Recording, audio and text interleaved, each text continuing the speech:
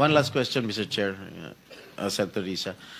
Madam Diskaya, saan nyo ba kinukuha yung mga coaching imported, mga luxury cars? Ang balita ko, dun sa interview mo, binili mo yung isang Rolls Royce dahil nagandahan ka sa payong. Tama ba? Sir, yes po. Samantalang, ilan yung luxury cars mo? Nasa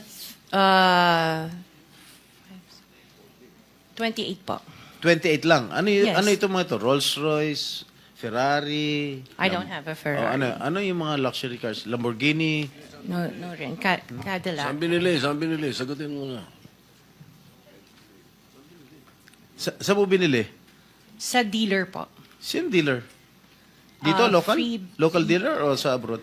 Freebell Enterprises tsaka yung isa Auto Art. Dito, sa Pilipinas? Yes po. Hindi ka nag-import? No po. Dito, may dealer ng mga Yes po. Rolls Royce. May dealer ng Rolls Royce meron dito. po. Ano pa yung mga ibang luxury cars mo? Yung anong tawag dito, yung Cadillac and the GMC. Cadillac Escalade, ganon? Yes po. Oh. The GMC. Yun lang. Sinong dealer?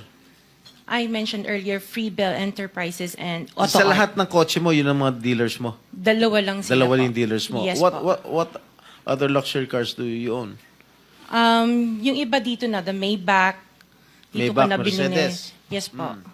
And then, yung iba, dito na rin yung Range Rover. Bentley.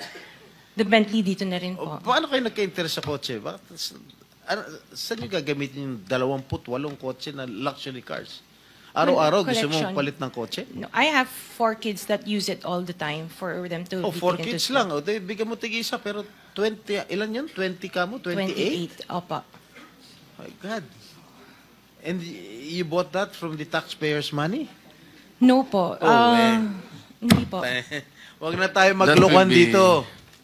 Let's allow our people to decide on that anyway.